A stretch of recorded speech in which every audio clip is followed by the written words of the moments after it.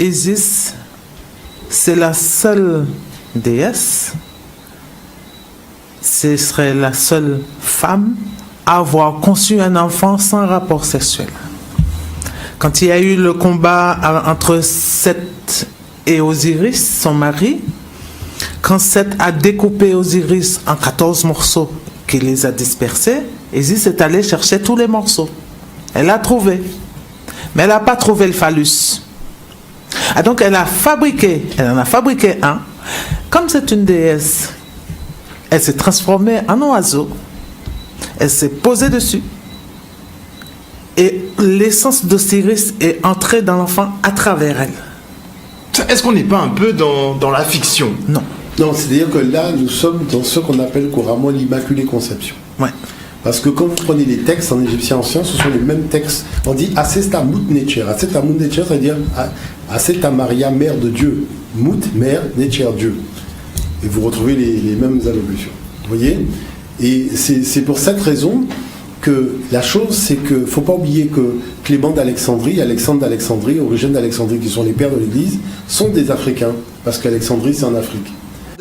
Lorsque vous parlez de l'histoire de Isis, Osiris et Horus, comment ça se fait que vous ne nous donnez pas clairement, parce que moi j'ai fait des recherches sur Horus là, je n'ai trouvé nulle part, ne serait-ce qu'un fragment, ne serait-ce qu'un texte hiéroglyphique dans lequel on nous dit que Horus avait 12 disciples. La seule chose que j'ai trouvée, c'est une image qui, il me semble, a été retrouvée dans le temple de Aménophis II. C'est juste une image où on voit Horus sur un trône avec 12 serviteurs en face de lui, d'accord, et 12 femmes qui tournent le dos, qui regardent de l'autre côté. Et sur base de ça, on va dire il avait 12 disciples. Mais qu'est-ce que c'est que ces bêtises? On va nous dire qu'on retrouve aussi l'image de l'Immaculée Conception dans le mythe d'Horus. Mais attendez un petit peu. Marie a eu le Christ comment? Ce n'est pas par l'apport d'un homme que Marie a eu Jésus-Christ. Joseph ne l'a pas ensemencé. C'est Dieu qui s'est matérialisé en elle, c'est Dieu qui a pris chair. D'accord? Mais quand vous nous parlez un petit peu du mythe d'Horus, comment est-ce que Horus est-il né? Vous nous dites que c'est l'image de l'Immaculée Conception. Mais c'est totalement faux. Osiris a été découpé en pièces en 14 morceaux. D'accord? Sa femme Isis, déjà l'histoire elle est un peu tordue, sa femme Isis a recollé les bouts, hein, la partie génitale reproductrice de Osiris a été modelée par sa femme. D'accord? Sa femme se serait changée en oiseau. Cet oiseau s'est posé sur la partie génitale d'Osiris. Et de là, Osiris a pu ensemencer cet oiseau. Et voici ce qu'on nous présente comme l'Immaculée Conception. Mais, mon ami, il y a eu un contact entre le sperme d'Osiris et Isis, qu'Isis soit un oiseau ou pas. Mais elle a été ensemencée. Je vois pas ici l'image de la virginité. Est-ce qu'on va dire qu'une grenouille ou des poissons, comme eux, n'ont pas le même système sexuel que l'homme? Est-ce qu'on va dire que ceux-là, là, quand ils se reproduisent, est-ce qu'on va dire que, ben voilà, ils sont vierges ou quoi? Mais non. Voilà.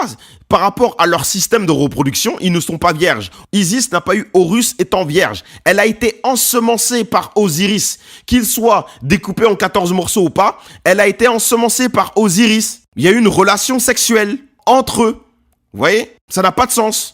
Ce n'est pas l'Immaculée Conception, c'est le sperme d'Osiris qui a fait Horus. Et ce n'est pas le sperme de Joseph qui a fait Jésus-Christ. Qu'est-ce que c'est que cette supercherie que vous essayez de nous vendre? Ça n'a aucun sens. On a quand même un cerveau, on sait réfléchir, ça n'a aucun sens. Moi, personnellement, je vous dis, moi, ce genre de choses, ça m'énerve. Parce que c'est une insulte à l'intelligence. À un moment donné, si justement vous voulez remettre la dignité de l'homme noir justement sur la carte, mais ayez un petit peu de respect pour l'intelligence. C'est incomparable. Vous nous dites qu'il a changé l'eau en vin. Donnez-nous la preuve de l'Égypte antique qui nous prouve qu'il a changé l'eau en vin. Donnez-nous le texte, parce que ça n'existe pas. J'ai vu ça nulle part. Ce sont des fables, ce sont des mythes. Il y a beaucoup de mythes sur Osiris. D'ailleurs, je décrypterai ça bien comme il faut dans une autre vidéo. Ça n'a aucun sens. Ça n'a aucun sens. Arrêtez de faire l'amalgame entre la religion catholique et le christianisme, c'est-à-dire et la doctrine christique. Les deux n'ont rien à voir. Les deux prêchent deux choses opposées.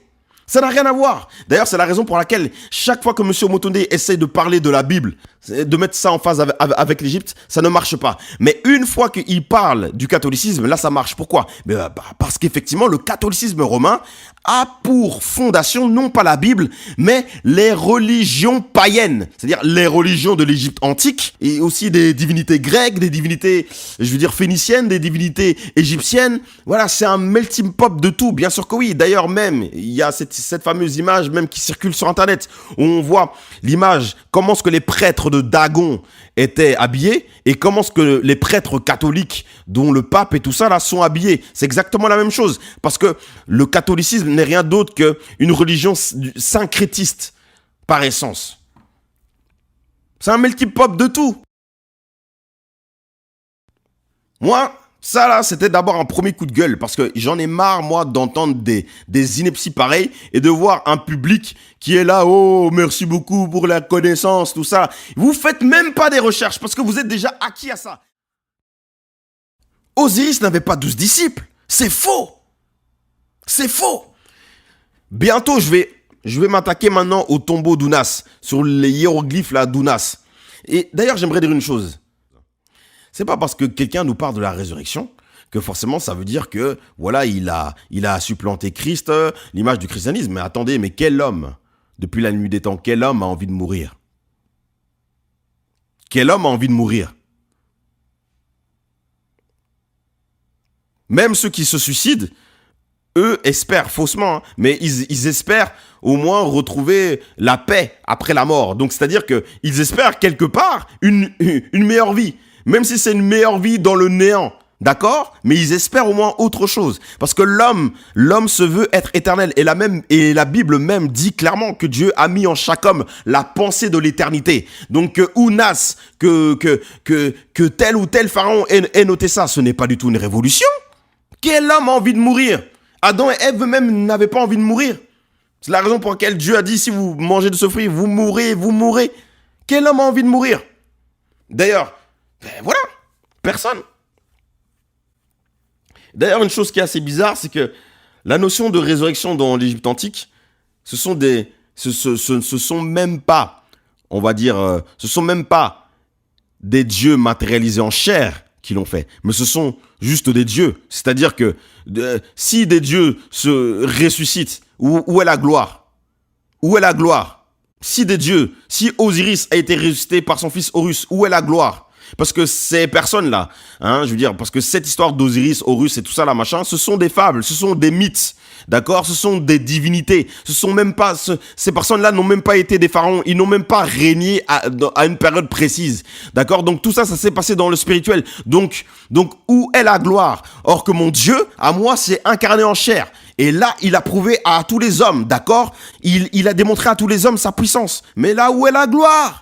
Où est la gloire? Si mon Dieu nous montre un livre dans lequel il dit qu'il a été ressuscité dans l'esprit, où est la gloire? Non, il faut que tu me matérialises ça pour que je croie en toi. Sinon, moi aussi, je peux dire que dans l'esprit, j'ai ressuscité. Mais je peux mentir, d'accord? Mais ça devient une preuve dès l'instant où je le matérialise physiquement. Voilà, parce que n'importe qui peut dire que voilà, j'ai ressuscité dans l'esprit, voilà, mais oui, mais montre-le nous. Montre-le nous. Ça n'a pas de sens que toute cette mascarade soit démasquée au nom de Jésus de Nazareth.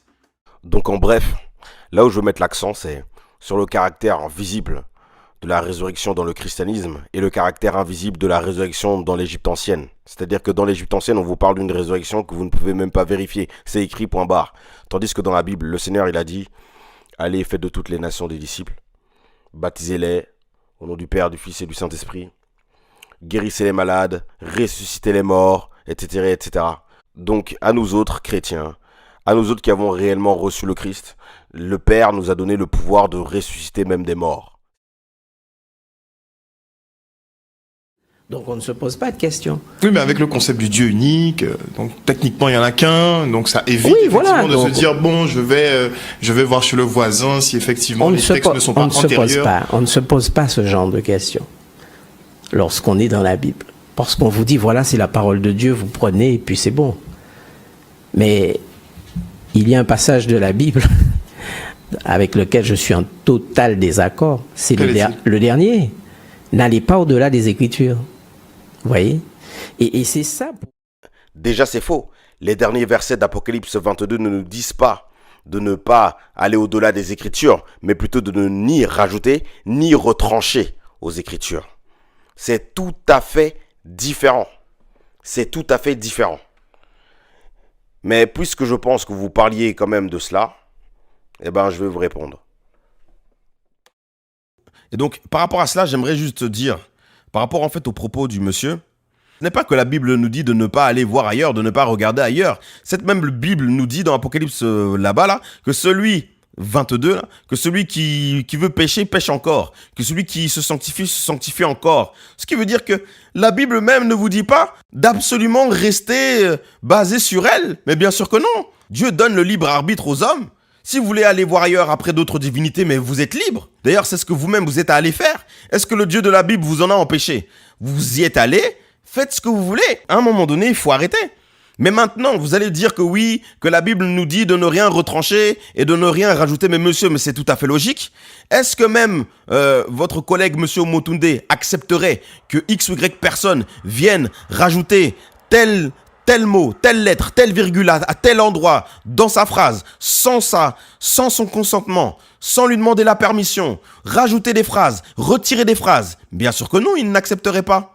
Pourquoi? Parce que juste en mettant une virgule quelque part, c'est le sens de toute une phrase qui peut être changé. Donc c'est tout à fait normal que le Dieu de la Bible, le Dieu qui a inspiré des âmes à écrire sa parole, demande et ordonne à ne ni rajouter et ni retrancher quoi que ce soit. C'est tout à fait normal. Même moi le premier, si je fais un travail quelque part et que quelqu'un passe derrière moi pour vouloir modifier quelque chose, je lui dirai non, je ne serai pas d'accord. Voilà. Il y a même ce qu'on appelle, entre guillemets, ce qu'on appelle le droit d'auteur. Ça, c'est l'image du droit d'auteur. Pourquoi est-ce que Dieu demande de ne rien rajouter et de ne rien retrancher? Parce que c'est le droit d'auteur. C'est le droit d'auteur. Celui qui retranche ou qui ajoute quelque chose, il aura affaire à l'auteur de la parole. Mais si vous voulez modifier les trucs, faites-le en dehors de la parole. C'est tout à fait logique. Si vous voulez écrire un livre pour contrer le mien, n'allez pas dans le mien pour le modifier. Allez justement ailleurs et écrivez votre livre pour contrer le mien. Mais ne prenez pas mes propos, ne prenez pas mon livre et commencez pour commencer à le corriger. C'est tout à fait normal. Vous voyez, c'est un problème d'interprétation. Parce que vous êtes déjà rempli de votre idéologie là. Votre idéologie d'Horus là.